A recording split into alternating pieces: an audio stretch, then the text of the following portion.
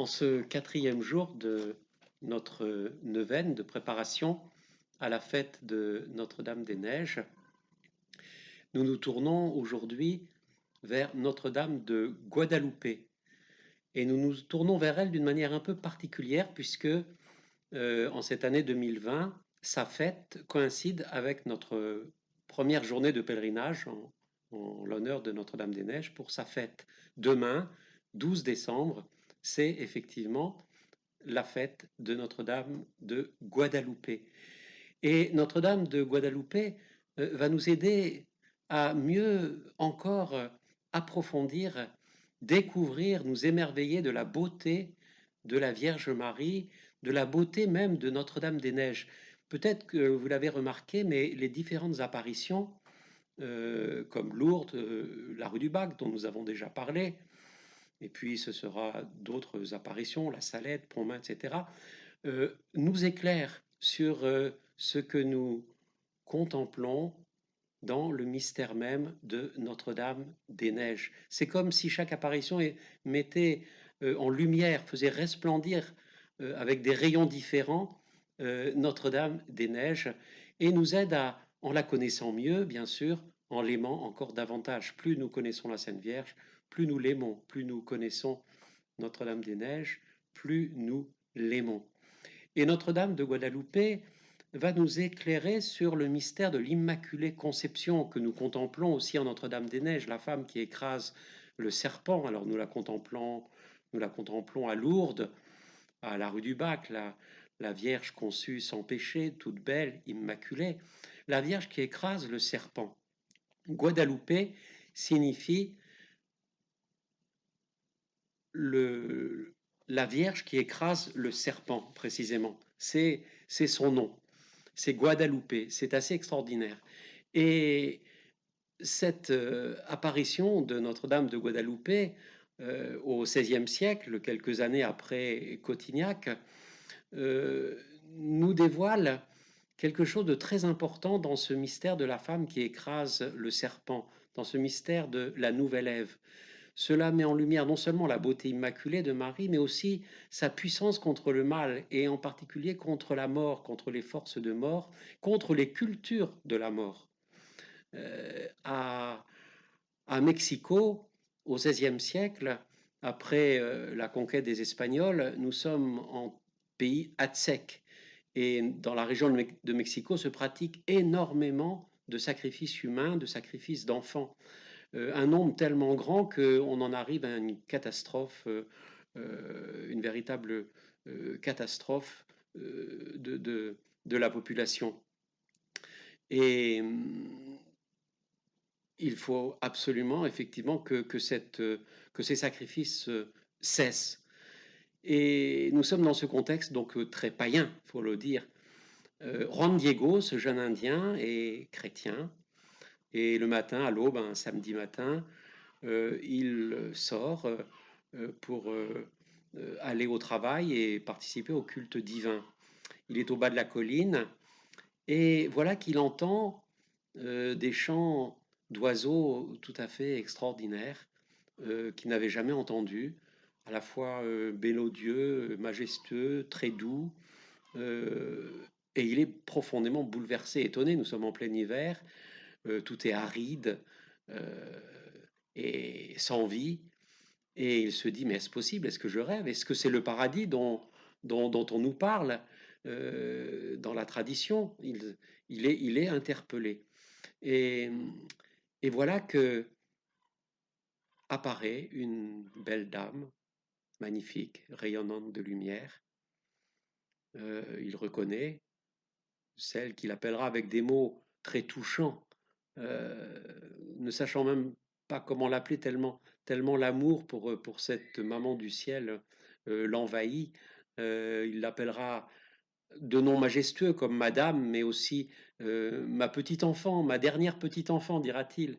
C'est très touchant. On a l'impression qu'il ne sait pas comment exprimer son amour et sa jubilation même pour la Vierge Marie, un peu comme de la glossolalie. Et la Vierge Marie est très touchante aussi quand elle s'adresse à lui, mon dernier petit.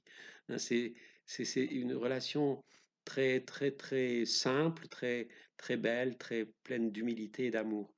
Et la Vierge Marie lui demande d'aller voir son évêque pour construire une chapelle.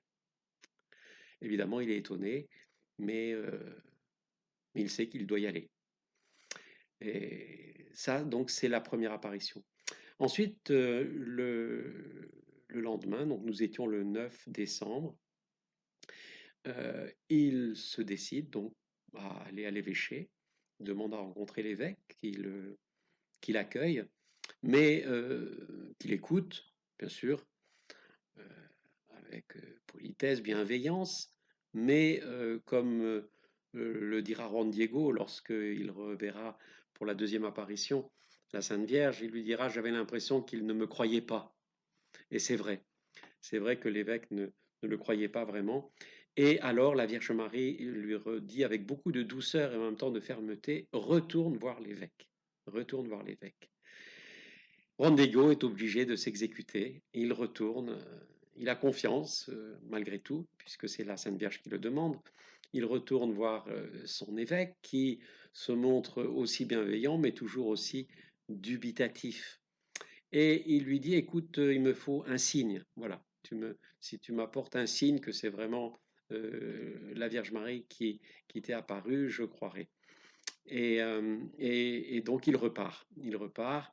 Il est suivi par quelques personnes qui le perdent de vue et qui vont être d'ailleurs assez furieuses et qui ensuite le calomnieront auprès de l'évêque. Il repart et de nouveau apparition de la Vierge Marie qui lui dit: tu auras un signe. Je te donnerai un signe. Je donnerai un signe à l'évêque. Ne t'inquiète pas. Donc pour le troisième jour, Juan Diego reprend son chemin et voilà que il apprend subitement que son oncle est à la mort. Et il se dit: il faut que j'aille au chevet de mon oncle pour le secourir spirituellement et par ma présence. Et donc il s'arrange pour éviter la Sainte Vierge en n'allant pas trop au même endroit où elle a l'habitude d'apparaître. Donc il essaye de lui échapper, mais il n'y parvient pas. Et la Vierge Marie se montre à lui. Il lui dit: mais qu'est-ce que tu fais là? Où tu vas comme ça? Et Juan Diego, eh bien, tout un peu penaud et en même temps déférent, se met à genoux et lui explique. Et la Sainte Vierge lui dit: ne t'inquiète pas, ton oncle est guéri. Et effectivement, à ce moment-là, l'oncle est guéri. Et la Sainte Vierge lui dit: pour le signe, tu vas monter là-haut sur la colline et tu vas cueillir des fleurs.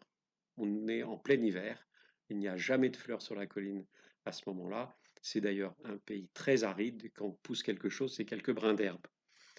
Il arrive sur la colline et il voit des roses magnifiques, des roses splendides, de vraies perles, des roses vraiment qui l'éblouissent par leur beauté. Et donc, il prend les roses, il les met sur son tablier et il retourne et la Vierge Marie, eh bien, écoute, garde bien précieusement ces roses dans ton tablier et va les montrer à l'évêque, ce sera le signe.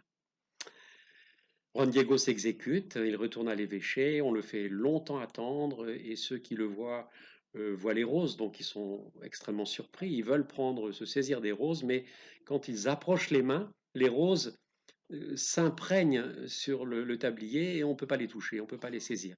Donc ils sont impressionnés évidemment.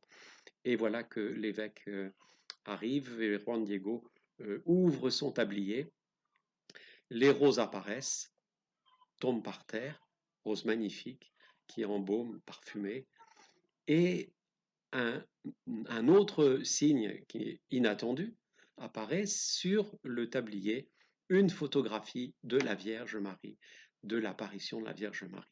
Vous imaginez l'évêque qui est retourné comme une crêpe, un peu penaud d'avoir douté.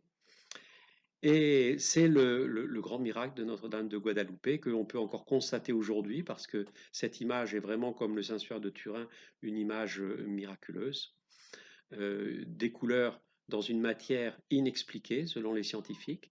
Et chose très curieuse, la peinture ne colle pas au tissu, elle est comme en surface. C'est extraordinaire.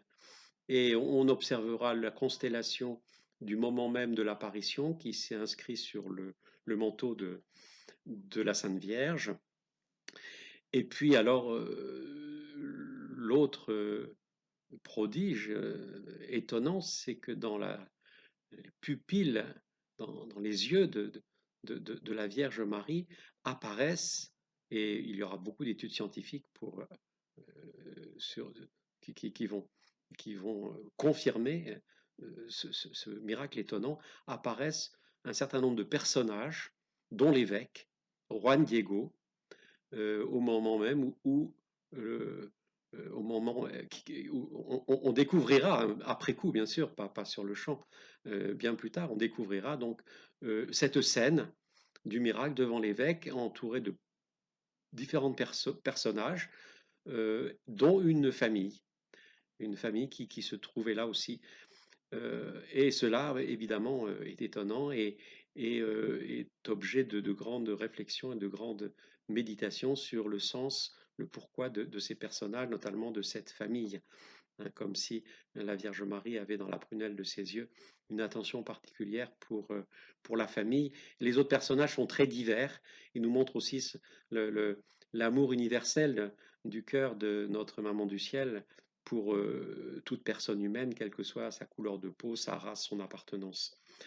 C'est un peu aussi un des messages de Notre-Dame de Guadalupe. Quand l'évêque voit ce miracle, il se saisit du tablier de Juan Diego, il le prend dans sa chapelle privée, et ensuite, très peu de temps après, il le mettra dans l'église du village. Le miracle, c'est bien sûr le signe, mais c'est aussi ce qui va arriver suite à ce signe extraordinaire, c'est-à-dire des conversions en masse. C'est peut-être la plus grande évangélisation aussi en nombre et en rapidité que l'histoire de l'Église ait pu connaître. C'est vraiment un triomphe sur le paganisme et une floraison de foi et de vénération et d'amour envers la Vierge Marie qui sera très très fort puisque il y a des millions et des millions de pèlerins qui accourent à Notre-Dame de Guadalupe, qui est le deuxième sanctuaire du monde après le Vatican qui est visité. Et Notre-Dame de Guadalupe fera évidemment euh, beaucoup de miracles, répandra ses grâces en abondance. Euh, Elle partira pour évangéliser le monde, comme elle le dira par la suite, que de ce lieu, elle veut partir pour la nouvelle évangélisation du monde. Et c'est un peu vrai, et c'est certainement vrai, puisque c'est la Sainte Vierge qui le dit, mais cela se vérifie, et Jean-Paul II a fait son deuxième grand voyage apostolique après la Pologne, juste au lendemain de son élection, précisément en Amérique latine, hein, et dans ce pays d'Amérique latine, dont Notre-Dame de Guadalupe a été proclamée impératrice, hein. Elle n'est pas simplement vénérée à Mexico ou au Mexique, elle est vénérée dans toute l'Amérique latine d'une façon extraordinaire. Elle est la patronne de l'Amérique latine. Et c'est donc de cette Amérique latine que, par cette nouvelle évangélisation, marquée par le triomphe des cultures de la vie sur les cultures de la mort. Il y a vraiment un lien très très fort qu'on peut souligner entre la victoire sur ces cultures de mort qui sont très prégnantes aujourd'hui. Et nous le savons, c'est le combat de la femme contre le dragon qui veut tuer l'enfant qu'elle porte en son sein. C'est Jésus, mais c'est aussi tout enfant qui est une créature de Dieu appelée à renaître en Jésus. Et, et donc il y a ce lien entre le combat que nous menons aujourd'hui pour le triomphe de la vie. La vie, c'est la vie, hein. Le paradis, c'est la vie. L'enfer Hatzek, l'enfer des cultures de la mort, c'est l'enfer. Et Marie vient triompher de l'enfer. Et donc ce triomphe, c'est vraiment aussi la grande et nouvelle évangélisation. Et en contemplant Notre-Dame-des-Neiges dans cet esprit, eh bien, pensons à ce combat de la femme contre le serpent, de la nouvelle Ève de sainteté, comme disait notre Père fondateur, hein, la Vierge Marie, contre le dragon, pour vaincre ce dragon qui a transformé le premier paradis terrestre, hein, en un pays de ronces et d'aridité et de désert pour qu'il refleurisse. Marie vient refleurir notre monde, vient nous faire espérer un nouveau paradis sur la terre dans le triomphe de son cœur immaculé. Hein. Le triomphe du cœur immaculé de Marie, c'est cet accueil de la vie. Elle a dit oui pour accueillir Jésus. Et en contemplant Notre-Dame des Neiges, ben nous prions particulièrement pour notre pays. Dieu attend le oui de la France à la vie pour le triomphe du cœur immaculé de Marie et de la nouvelle évangélisation, la nouvelle conversion de notre monde et son renouvellement complet pour que qu'advienne ce règne d'amour, de vérité, de vie, que descende cette Jérusalem céleste et que, comme une ébauche, eh bien, ce paradis terrestre puisse enfin, enfin, advenir en notre terre comme au ciel.